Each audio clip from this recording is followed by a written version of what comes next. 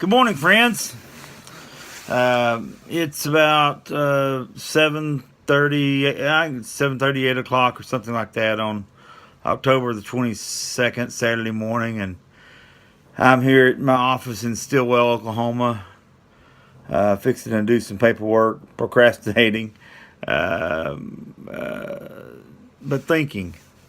I want to share with you this morning about life and about when I think it starts and how valuable it is. And in speaking about this, I'm going to use my family as an example. We have 6 children, one biological and 5 adopted, and each one of my children was could be held up as basically a poster child for the pro-abortion, pro-choice cause.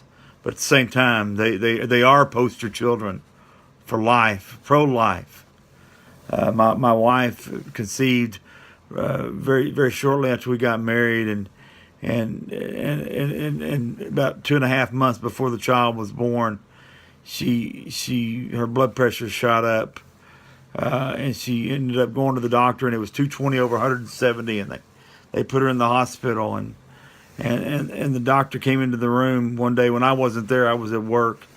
We were very young, and I couldn't afford to take off the day of work. And my mother-in-law was there looking after her, and the doctor looked at my mother-in-law and said, "Ma'am, we've tried everything we can.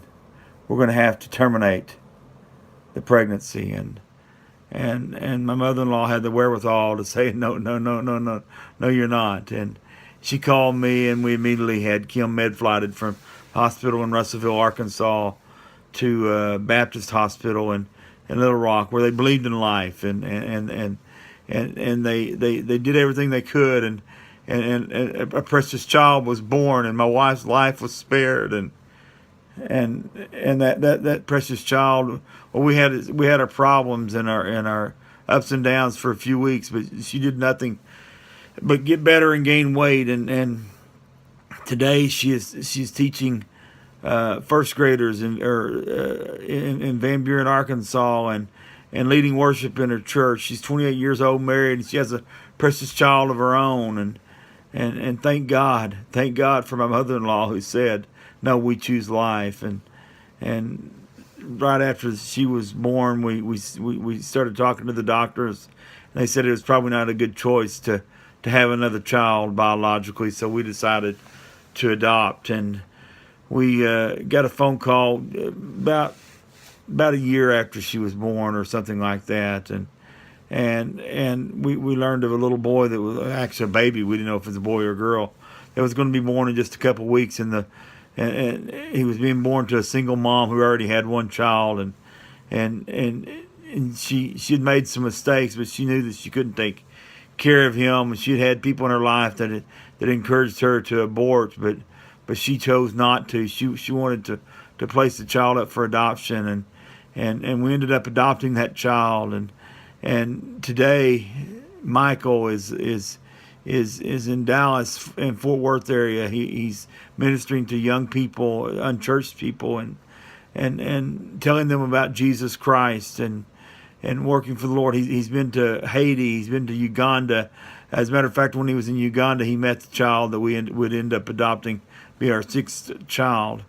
And then after Michael, it was several years we before we would adopt again. We kind of thought maybe it was over, but we really wanted to do more. And something like 8 or 9 years later, we were in Guyman, Oklahoma, and we were doing foster care, and we ended up adopting a young man that he was conceived to a young girl, 14 years old, who had been raped and raped while and gave birth to him in foster care, and just couldn't raise him. She was just not in the state of mind or the financial or emotionally, developmentally ready to raise a child, and so we ended up adopting him. And when we got him, he's a big old tub of lard. He weighed, I think, at 10 months old. When we finally did adopt him, he weighed something close to 30 pounds, and You would say failure to thrive, but he was thriving physically as far as weight wise, but he wasn't moving or expressing any emotion. You could tell he was excited by the way he would clap his feet. He would clap his feet together, and he wouldn't make any noise or anything. And Red Chastain at the church that we attended there would play with him and talk to him and try to motivate him to get loud. And then I jumped on board, and we would scream and yell and make loud noises. And Nathaniel finally got to where he would compete with us. And today he's 17 years old. He plays basketball. He refs soccer. He's going to preach Sunday night at Lowry Free Baptist Church. I'm going with him there, and I could be prouder of a young man than I am of Nathaniel Hewett. I remember when he was little, when he was 2 and 3 years old, Bill Dawes at Guyman called him a little man. And even at 17 years old, he's kind of like that. He's a loving, caring individual. And well, I was done, but Kim wasn't. She got on the internet and started searching and found this little girl that was born with meth in her system because her mother and father both did meth, and evidently had done it right before she was born. And they told us that she was going to be moderately to extremely retarded, and that they really didn't know what we were getting. And well, Kim fell in love with her, and I was scared to death, but she finally convinced me, and she's a daddy's girl today, and I love her dearly. Lexi's now 16 years old. For a long time, she would, when somebody would talk to her, she would hide or cry, or she wouldn't shake hands at church or anything like that. But today, she plays basketball, and she you can't get her to shut up.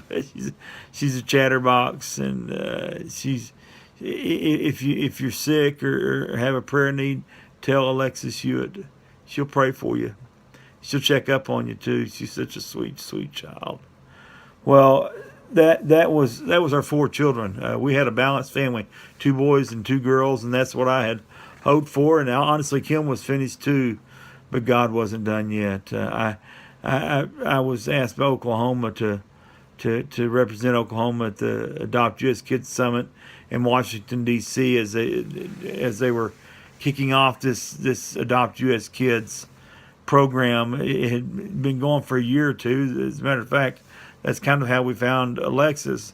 But yet they were still promoting it and such as that, and they were getting people's input from all over the country and trying to fire people up for it. And while I was there, I ran into a lady in a crowded elevator and struck up a conversation. We ended up eating at one of these tall, skinny tables in a hotel lobby where there were honestly over 1,000 people eating little bitty sandwiches and stuff. And she told me about a child that was born at her agency that they didn't know what they were going to do with her, that they placed healthy white children, and this was not a healthy white child. This was a child that was born without the bone below her knees, and her arms were deformed, and her fingers, she had 6 fingers on each hand, and they didn't really know if she was even going to make it, and they needed somebody to take her in and get doctor care immediately, and my heart was touched, and we began praying. And I remember after several days of making phone calls, trying to find somebody to be her adoptive family, I had discovered that a lot of people say they want to adopt a child, but they do. They want a healthy white child. As sad as that is, that's what they want. And when you give birth, you don't know how healthy that child's going to be. When you adopt, you need to do it with an open mind and an open heart, and take what God gives you. I walked into the kitchen one morning, and I looked at my wife, Kim, and I said, this is several days after I'd found out about Hannah. I was already home and such. And I said, baby doll, are you thinking what I'm thinking? She looked at me with tears in her eyes and said, I'm afraid I am. We adopted this little girl, Hannah. And you know, the social worker that dealt with Hannah had actually argued with the foster mom about the using Hannah as an example of what abortion is about, and how good it might have been for that young child. Well, Hannah had amputation just a few weeks after we got her. She went and got fitted for prosthetics, and folks, she was walking almost at normal age. By the time she was 2, 3 years old, she was running on prosthetic runner legs.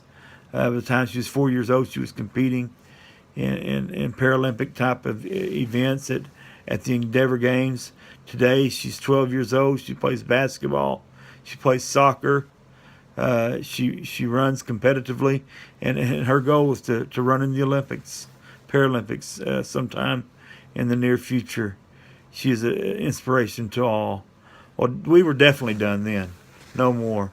I mentioned my son, Michael. Well, he went to Uganda, and he fell in love with a little boy there, and started telling us about him. He had no intention of us adopting him, but we fell in love with him too, and we called the orphanage director and asked him about him, and long story short, we ended up adopting a young man named Emmanuel Hewett. He had been abandoned on the streets of Uganda when he was a young child. The police found him there and brought him to this orphanage and asked for them to take care of him, and he ended up coming into our lives when he was about 5 years old, and today he's 10, plays soccer, dandy soccer player, plays basketball, smart as a whip, a sweet, sweet child, a tender heart. He becomes so emotional, so hurt when he sees other people hurting, and such as that. He's got a servant's heart, cares about people. Folks, I've shared this story with many people over the years, and I had one lady tell me one time that was pro-choice, pro-death, and her explanation of it was, you know, your family's great, and I'm glad you've adopted these children, but if they had been aborted, God would have given you more kids in their place. Folks, that doesn't mean a thing to me. There's a young lady teaching in Van Buren because we chose to give her life. There's a young man ministering to young kids in Dallas-Fort Worth because his mom chose to give him life. There's a young lady that inspires people because of her overcoming autism, because life was given to her. And Nathaniel is reffing soccer and playing basketball and preaching and ministering because he was given life. Emma is inspiring people with his caring, loving heart and playing basketball and soccer because he was given life.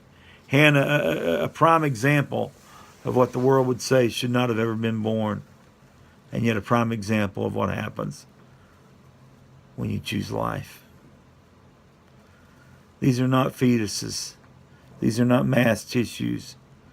These are human beings. Even if they were potential human beings, look at the potential you'd be removing from the world. Young lady, young man,